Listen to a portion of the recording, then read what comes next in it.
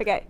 Do I just go? The ballet starts with Tita being born in the kitchen. You kind of see her like learning how to cook in the kitchen with Nacha. And she is in love with this boy named Pedro. But Tita is the youngest daughter, and so she has to never get married and just take care of her mother. Until the day Mama Elena dies.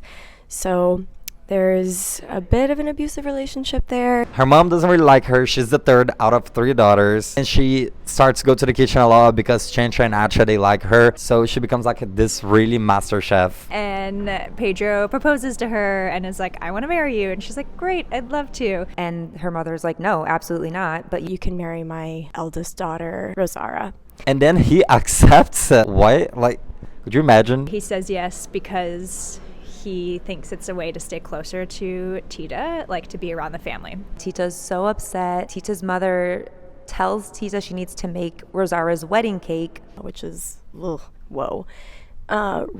She cries into the frosting and poisons it with her tears because, fun fact, Tita's magical. And then she leaves and Nacha like finishes the cake and tastes it and Nacha dies. Turns out that when she tried the batter, she was also reminded of a dear love that she had lost, and she's visited by this love. He's like a ghost, and she decides to go with him into the afterlife. Unbeknownst to Tita, she doesn't know she's essentially killed Nacha. The wedding happens and everyone's all happy, but Tita, obviously, she's like, I'm not happy about this. But Pedro tells her during the wedding, like, oh, by the way, I did this to stay with you so that even though we can't be together, we'll like be near each other. Right in the middle of this joyful moment for once. Everybody in the wedding gets really sick. The wedding guests eat the cake and they get sick and they throw up, like literally throw up on stage. She ruins the wedding and everyone's very upset. Flash forward, Rosara and Pedro have finally had a baby, but it's not eating. The baby's not eating. So Tita magically is able to breastfeed her sister's baby.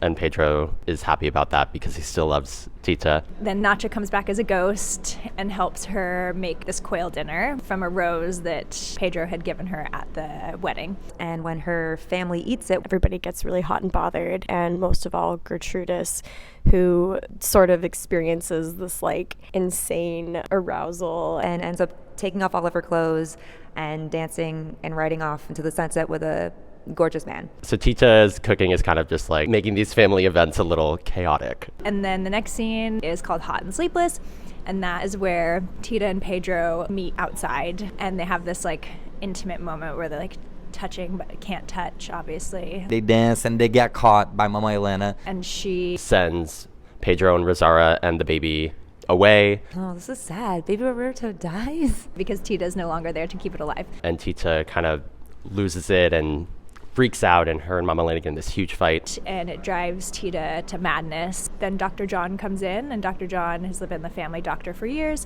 and he's like, oh, I got this, I'm gonna take care of her. He takes her and saves her and takes her to Texas. That's the end of the first act. That's prologue, Act 1. Act 2 of Like Water for Chocolate. How does it start, Jake?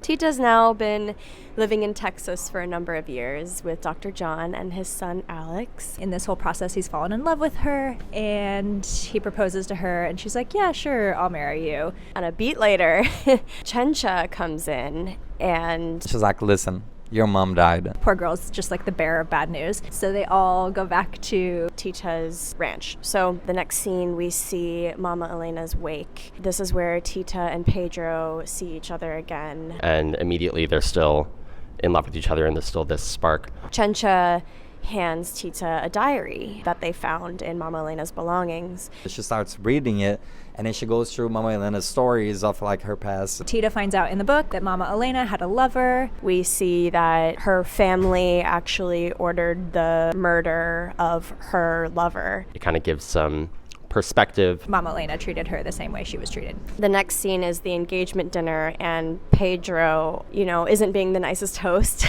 He gets very drunk. And he's very upset, which I'm like... He shares with her he still has all these feelings for her, and we see that she gives in to her desires, and they spend the night together. They seal the deal, finally. Then we go directly into Campfire, right? Yes. camp. Gertrudis takes Tita to where her band of revolutionaries is having a party, and it's a campfire. Tita feels really guilty, and she kind of breaks down and confides in Gertrudis, and then she has a moment with Dr. John. Tita gives back Dr. John her engagement ring because she says, I love you, but I don't love you like I love Pedro, and I have to stay here. I'd be doing you a disservice if I married you. And Dr. John, just the lovely gentleman that he is like, cool, go be with him. Like, you're good. Tita and Pedro finally are like, oh, let's be together. We can do it. And while all of this is happening, Mama Elena's ghost has come back to haunt her and keeps freaking her out. Mama Elena comes out on like this giant structure thing that's like her dress, and it's like eventually Tita shows the ghost the diary and kind of banishes the ghost, saying like, hey, look, like you're so hypocritical, you can't haunt me. But as a final act of hatred, Mama Elena gives Pedro a heart attack. End of scene. Act 2. Very dramatic ending of Act 2. Act 3. So Act 3 begins with Tita and little Esperanza cooking in the kitchen. Rosara is very sick because the toxicity inside her is like consuming her. And Pedro's recovering from his heart attack. Tita's like taking care of both of them. Dr. John comes to try to heal both of them. Pedro ends up getting better. Tita and Pedro are just having a great time. And they're all happy and sneaking around behind Rosara's like sick bed. And then Rosara essentially goes crazy. And she's kind of turning into Mama Elena with her daughter Esperanza. Like, she's like, you're the youngest, you have to take care of me forever. Tita's really upset about it. And she starts chasing these kids around the house. Looks like she's about to beat up her own daughter, and then she dies on the table. So that's too bad, but that means now Tita and Pedro can be together finally. Then we flash forward. Little Esperanza is now grown up, and she gets married to Dr. John's son, Alex.